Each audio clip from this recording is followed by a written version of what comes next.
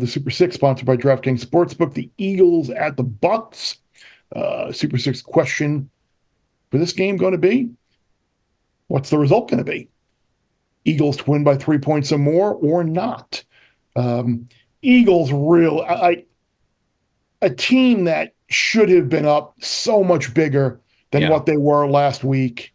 And they just kept finding ways to just shoot themselves in the foot. And you're up, a point late, and you're trotting out. Sirianni's trotting out his kicker for a 60-yard field goal, which ultimately gave New Orleans the ball. Gave them the go-ahead score and then the Eagles obviously at 3rd and 16, like a 60-yard pass to Goddard, got totally fortunate to win a game that they really had in control most of the way. So Eagles and Bucs, teams played in the playoffs a couple of years ago as well. Current number here, we're looking at DraftKings 2.5, 44, which is pretty much where it is all over the place. I don't know. The Eagles may have won that game, but I came away just still not feeling really good about their long-term forecast, Will. Yeah, what's the movie? It's before my time. It's definitely not before Bears' time. I think it was was it Gus, the kicking mule where the horse could kick? I think that's what Sirianni thought he had, where he could just kick from 60 and just, I know these guys make kicks all the time, but my goodness. But he also turned down like ridiculous easier field goals early in the game to kick a 60-yard field goal late in the game. Like the end of the first half was coaching malpractice, right? They have 14 seconds left. They go for it. If you get the first down, all you're going to do is kill the ball and kick a field goal anyways. And then they went for it. Like, guys, sorry to cut you off, Will. No. Sirianni is not a good football coach. It's that simple, right? He was good when he had Shane Steichen calling the offense, and I forget who was calling, and Gannon calling the defense. Gannon. Since then, it's been a disaster. The team looks like they're unprepared each week to play. Jalen Hurts has regressed. I thought Jalen Hurts was, after the Super Bowl year, was going to continue to go up. Hasn't been the case. And now they have offensive linemen hurt. Again, injury report's not out yet. Lane Johnson left the game with a concussion, I believe. Mekhi Becton had a hand injury. So, like, the Bucs, believe it or not, they're a better coach team.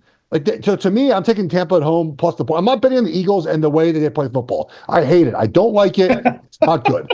And consider this, too. Devontae Smith took a huge hit in that game. Yeah, he did. So you could be talking about an Eagles team down 2 or 3 offensive linemen, down Devontae Smith, down A.J. Brown.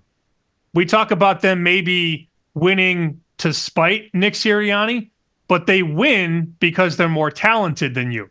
But if you take 4 starters off the offense, Bear, it's a different conversation. We just learned this about San Francisco last week. Yeah. San Francisco is a 6.5, 7.5 point favorite at Los Angeles without Kittle and Debo and McCaffrey, and they had a starter down on the O-line, and they lost to the Rams, who I have power rated as one of the worst teams in the NFL. The Rams suck.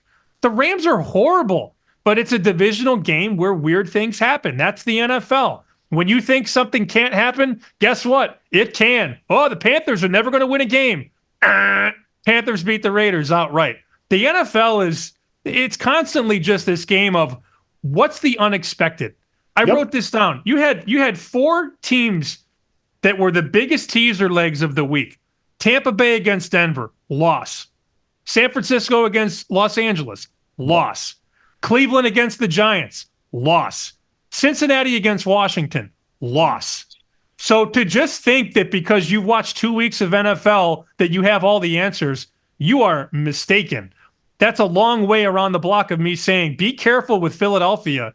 Just because they've been averaging about 400 yards a game, they could be down their best 2 receivers and 2 starting linemen. And that is a big deal going up against the Todd Bowles defense.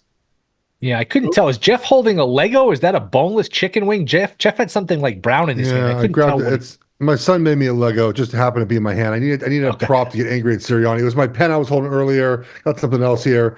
I was just frustrated with Sirianni. I had to hold something to get my anger.